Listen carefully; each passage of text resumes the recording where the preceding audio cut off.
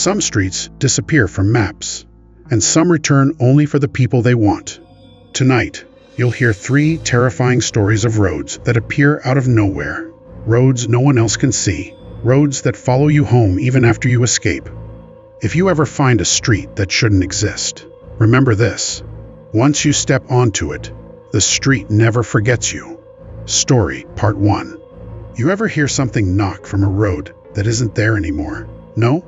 Then listen carefully, because once you hear it, the street always comes back for you. I first learned about Harrow Lane the night it appeared beneath my tires. That alone should have been impossible, because Harrow Lane didn't exist anymore. According to the city, according to Google Maps, according to every local who'd lived here long enough, it had been demolished nearly 30 years ago. A landslide swallowed it whole. But not everything buried wants to stay buried, and not everything lost stays gone. It started after my late shift at the clinic. I was exhausted, my eyes burning from a double shift, the kind of fatigue where the world feels too quiet, too slow. The roads were empty, the highway lights forming long yellow tunnels ahead of me. When I took my normal exit toward Brookside, my GPS glitched, frozen screen, then suddenly rerouted. A new purple line flashed. Turn right onto Harrow Lane. I frowned. Harrow Lane? I'd never heard of it. Probably a software bug. I drove forward, waiting for the map to correct itself. But then the sign appeared. An actual street sign. Green, clean, unweathered, Harrow Lane. It shouldn't have been possible. There was supposed to be forest here, yet suddenly there was a narrow street cutting through the trees, lit by old lampposts that flickered like gas lamps. The asphalt looked wrong. Smooth but strangely dull, as if covered by a thin layer of ash. And the air, it felt colder just at the threshold. I should have kept driving. I should have ignored the GPS. But something about the street tugged at MEA, feeling like déjà vu, like I'd been here once in a dream. So I turned in. The moment my wheels touched the lane, my radio crackled, static, then a whisper. I froze. The voice was faint, low, trembling. Don't stop. I whipped my head toward the radio, but the voice didn't repeat. The static died, and the lane stretched ahead, long and empty. At first, it seemed normal. A few old houses on either side, all dark, windows boarded up or shattered, lawns dead, trees bending inward over the road like ribs closing around a throat. There were footprints on the sidewalk, bare, child-sized, but they didn't lead anywhere. They just stopped in the middle of the street. A cold sweat crawled down my neck. Then I saw her. A woman stood at the end of the road, facing away from me. Her long black hair hung to her waist, perfectly still. She wore a pale dress that fluttered even though there was no wind. My headlights washed over her, and for a moment I thought she was just lost, maybe injured. I slowed down. My hand hovered over the horn. Then she turned her head. Only her head, not her shoulders, turning far, far too much. And her eyes were wide, terrified, locked onto mine like she recognized me. Her lips moved. I couldn't hear the words until my radio whispered them for her. Don't stop. My foot slammed the gas pedal. The car lurched forward, shooting past her. But when I glanced into the rearview mirror, she was gone. Not disappeared. Replaced. A small boy stood behind the car now, bare feet, wet clothes, his head lowered, and the back of his shirt was torn open like something had clawed through it. He lifted his head and smiled. Not a normal smile. His mouth stretched wrong, like someone was pulling the corners of it from the inside. My heart hammered so hard I felt dizzy. I needed to get off this street. But the moment I reached the end, the road didn't exit where it should have. Instead, it curved unnaturally, looping back into itself. The same broken houses, the same dark windows, the same street sign glowing faintly, Harrow Lane. I was trapped. The GPS kept recalculating, rerouting. You have arrived, you have arrived, you have arrived. Every time it said the words, the lights flickered. The houses seemed closer, the street narrower.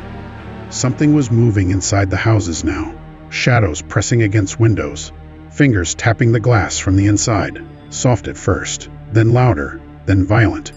Tap, tap, tap, tap, tap, tap, tap. I floored the accelerator, the engine screaming, tires skidding. The lane blurred by, And then the woman appeared again, right in front of my car. I yanked the steering wheel and barely missed her. The car spun, skidding sideways, stopping only because something slammed into the passenger door from the outside. Hard enough to leave a dent, hard enough to shake the whole vehicle. I didn't look. I didn't want to see what hit me. I just drove, faster than before, faster than I thought my old Honda could move. But the street didn't end. It just kept looping. One long, impossible circle. Houses decaying a little more each time I passed. Windows breaking, doors bending, until on the fourth loop, I saw shapes pouring out of the houses, crawling out, dragging themselves across the dead lawns. Limbs twisted, heads snapped sideways, eyes glowing faintly like dying embers. They weren't running. They were waiting for me to stop. My radio crackled again. Lane reappears when someone is close to death. The whispering voice sounded older now, tired, breaking. You shouldn't have come. It wasn't calling you. It was calling him. Him? I whispered aloud before I realized I shouldn't speak. The radio answered anyway. Your passenger. My blood turned to ice. I don't have a passenger, the radio hissed. Then, look. Against every instinct screaming inside me, I turned my head. There was someone sitting in the back seat. A man. His skin was gray, wet, peeling like old paint. His eyes were dark holes, and his jaw hung loosely, dangling like it had been broken long ago. His fingers were long, too long, stretching toward the back of my seat. I screamed and stomped the gas pedal, but the man leaned forward. His breath was cold on my neck, and he whispered without a mouth, "Stop the car." I couldn't breathe, couldn't think. The lane stretched ahead forever, a tunnel of rotting houses and dead trees and flickering lights. He leaned closer, and then, out of nowhere, the woman in the dress ran to the street, waving her arms, screaming silently. Not at me. At him. The creature in my back seat lurched, hissing like steam bursting from a broken pipe. The woman slammed her hands against my window, her face inches from mine, her eyes wild with urgency. Her lips moved quickly. Don't stop, don't stop, don't stop, DONT, stop. I obeyed. I kept driving, even when the backseat creature shrieked. Even when the houses crumbled behind me. Even when the lane began collapsing in on itself, ripping apart like fabric tearing open. The woman pointed ahead. I hit the gas. The lane cracked, and suddenly, I burst out onto the real road. Nighttime, normal streetlights, my phone buzzing on the dashboard with missed calls from my coworker. Traffic hum in the distance. No Harrow Lane, nothing behind me but forest. I pulled over and sobbed until I couldn't breathe. When I finally got home, I tried to forget, tried not to look at the GPS, tried not to think about the cold breath on my neck. But the next morning, my phone buzzed with a notification. New saved location, Harrow Lane, added automatically. And beneath it, a note. Will reappear when you're close again. I stared at it for a long time before I realized something else. A second notification. A photo. Taken from inside my car, facing the back seat. And in the dark reflection of the window, a hand was resting on my shoulder. Story Part 2. You don't forget a street that shouldn't exist. Not when it appears only for you. Not when it follows you. The first night I saw Wraithmore Street, I was driving home from my cousin's wedding. I wasn't drunk, not even tired, just annoyed because the GPS kept freezing. It was a quiet rural highway, no other cars, no buildings, no lights except the moon. Then suddenly, the GPS rerouted itself. A new road name appeared. Wraithmore Street, 0.1 miles. I frowned. There couldn't be a street here. This was farmland. Empty fields, nothing. But the GPS insisted, and before I knew it, I saw a narrow road branching off the highway. No signposts, no houses nearby. Just a strip of cracked, gray asphalt leading into a patch of darkness where trees twisted overhead. I slowed down. My headlights shined into the entrance. The street wasn't supposed to be there, and yet it was. Something about it made my stomach tighten. like I was staring at a wound in the world, a cut that shouldn't exist. But curiosity is a curse. I turned onto the street. The moment my wheels hit the asphalt, the temperature dropped sharply. My breath fogged the windshield, even though the AC was off. Somewhere in the distance, I heard a sound like a long, slow exhale.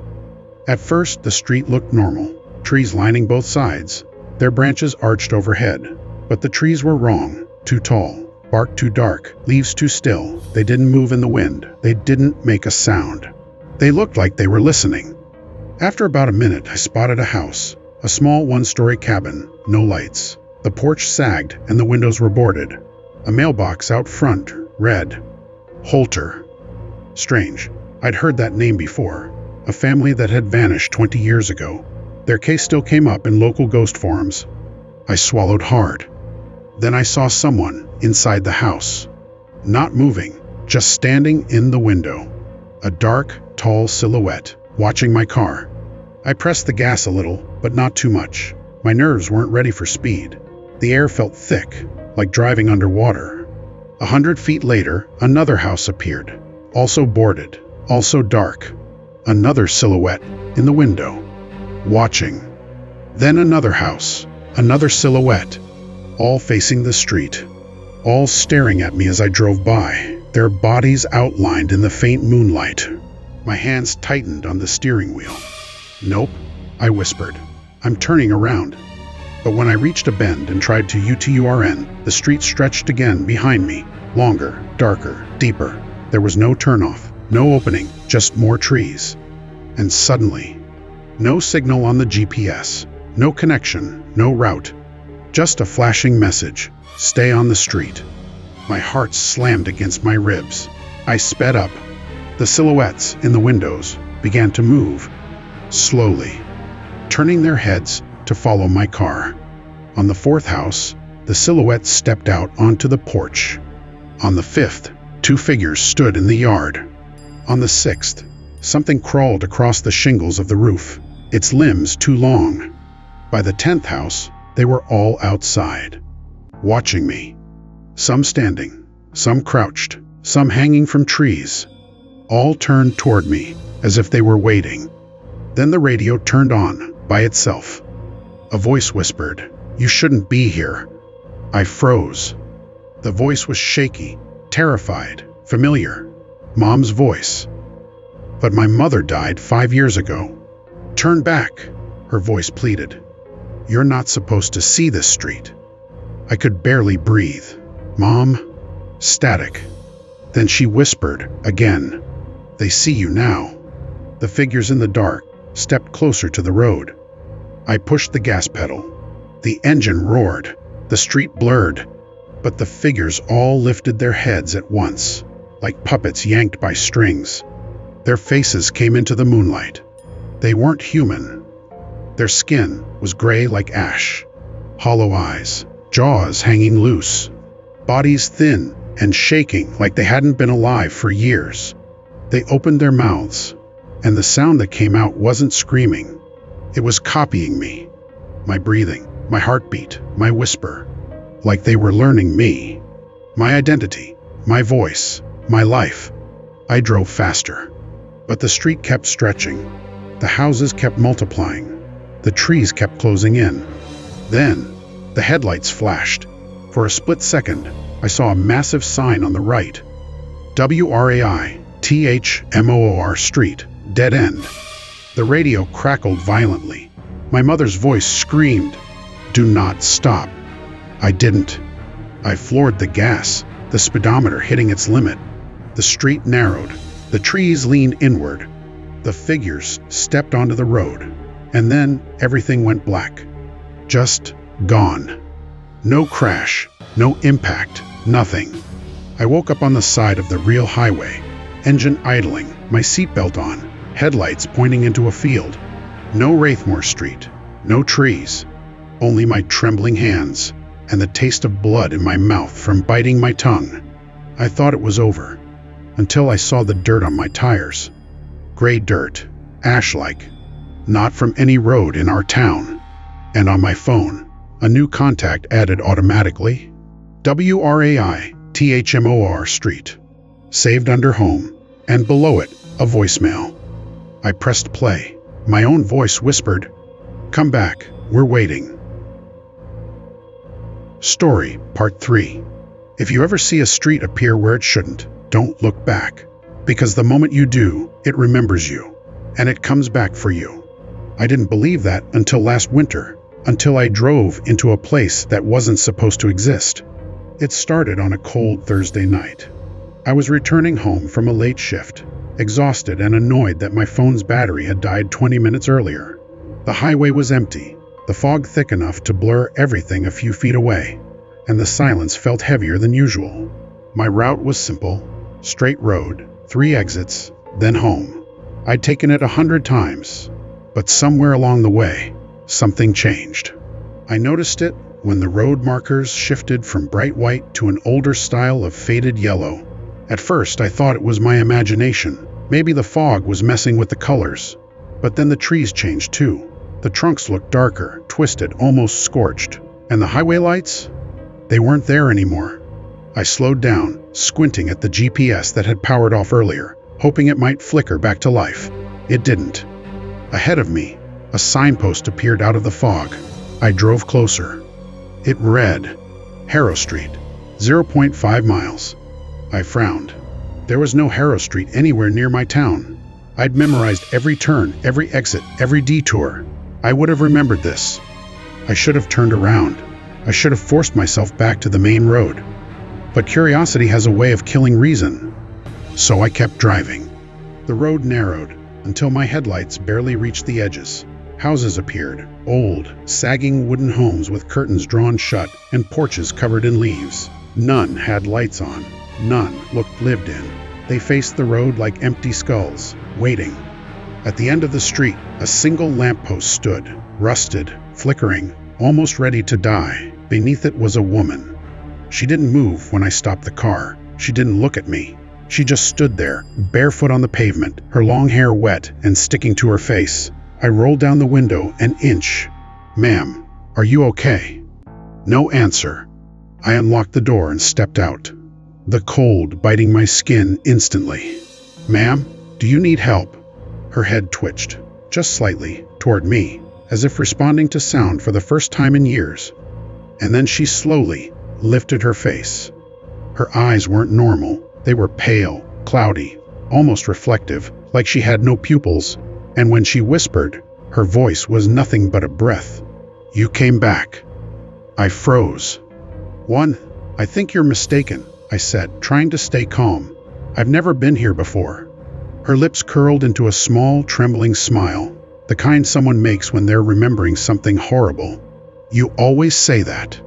I felt the air around me shift, the cold deepening like the temperature had suddenly plunged. Something moved behind the houses, a shadow sliding across walls, too large to be a person. "I think I should go," I said, backing toward the car. The woman stepped forward, not walking, not gliding, but appearing closer, like the space between us folded. Her voice sharpened. "But you found Harrow Street again. That means you're ready." I turned and sprinted to my car. I yanked the door open, jumped inside, and slammed the locks. My hands shook as I jammed the keys into the ignition.